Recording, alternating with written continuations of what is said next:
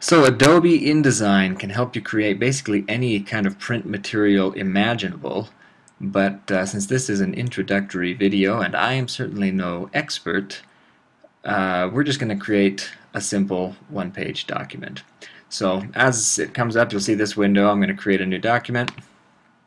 I'll just use the default settings, and it gives me a canvas I can begin working with. If you've used any other Adobe products, this should look pretty familiar to you. And then a lot of these tools over here are similar to what you have in Photoshop or other Adobe tools. So to get started, I am going to resize my window so I can see my desktop, and I'm going to start by bringing in some images. The easiest way I've found to do this is simply to drag them in. So I'm going to grab this image here. One nice thing is that you can pretty much have any image format and it will work with InDesign. So after I drag it over the canvas, then I click and I get this little paintbrush and a little mini image, and what it's wanting me to do is to specify the shape for this image. What I've just done is created a frame. That is something important to understand about InDesign, is that objects reside inside frames. Over here I've got two selection tools. One is just my general selection tool, one is my direct selection tool. My general selection tool will always select the frame that something is found in. I'm going to adjust the size of this frame. If you hold shift, it keeps the same proportions. And if I want to adjust the size of the content inside the frame, one way I can do it is to use the direct selection tool and adjust it this way. Or if you don't want to do that, you could also go back to your selection tool, highlight the frame again, and then come up to Object and Fitting, and then you have options of what you want the content in the frame to do. So I'm going to fit the content to the frame, like that. So I have a couple other images I want to bring in here. I've got this little crazy fuzzy man, so we'll bring him in, and I'll draw a space for him. That looks good. I want 3 of him, so I'm just going to, while he's selected here, I'm going to copy, Control-C, and paste. And this is nice. Now you'll notice as I'm clicking and dragging him around, I get these little guides that help me know where he is on the page. This one through the middle tells me he's centered, and the green horizontal lines tell me that I've got him on the same level as the other monster I just created. So that is a handy feature. I'm going to move this guy right next to him. Those little arrows tell me the spacing is the same between all of these, which is very helpful. Perfect. Now I want to add some text. So I'm going to come over and grab my type tool and create a text box. The first thing I'm doing before I type anything is, just like with the images, I'm creating a frame in which to type. So now I've created my frame. I'm going to select my font, and let's see. Let's go with this guy. That looks fine to me.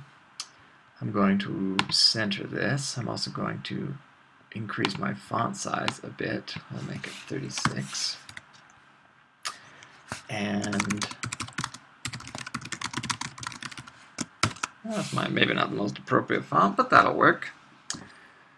Now let's see. I want kids to be able to count these monsters and then write the number in a box. So I'm going to come over and get my rectangle tool right here and draw a box underneath that they can, oops, I clicked prematurely, draw a box that they can write the number 3 in.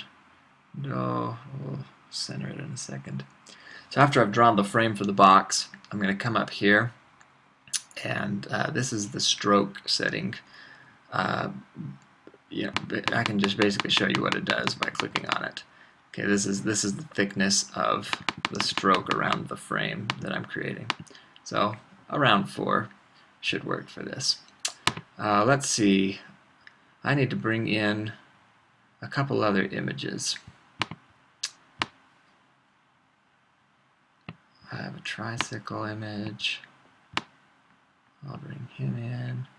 I have some blind mice. These are all things that come in threes down here. I have a bowling ball. Holes in the bowling ball. Those come in threes.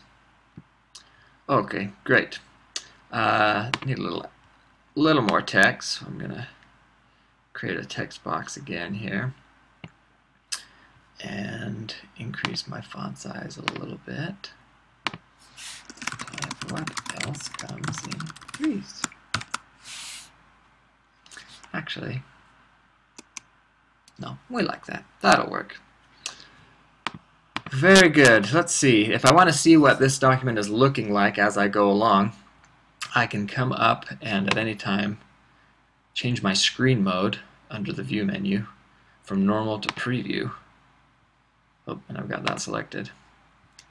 That kind of just gives me an idea of what things are looking like, and I can still edit in this mode, and I do want to. I want to move all these down, so I've just selected them with my selection tool, and I'm going to use the arrows to nudge them. And I think I need a line dividing the top from the bottom. So I'm going to come over to my line tool. I do want to change my screen mode back to normal. And one thing that's helpful when drawing a line is to hold the Shift key if you want a straight line. And I'm going to do that.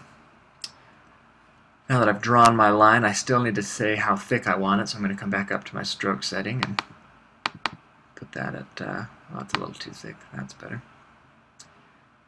So I've got my line there. Last thing I want is, I think I want a border all around the outside. Well, first I need to make sure I haven't gone out of my margins here, don't I? So I'm going to select it and then just drag to the edges of the margins. Perfect. Now I'm going to create another rectangle. I want it to be right on the margin. So I will draw it right over the top of my outside margin, and we'll make that a 2-point stroke. Okay, so now I'm going to preview again and see where we are. Ta-da! This is a page in some kind of a learning to count book or something like that. And pretty simple. There's a lot more complex stuff you can do with this tool. It works perfectly well with, I mean, it's meant to integrate with all the rest of the Adobe Creative Suite, Photoshop, Illustrator. So enjoy. I hope this was helpful.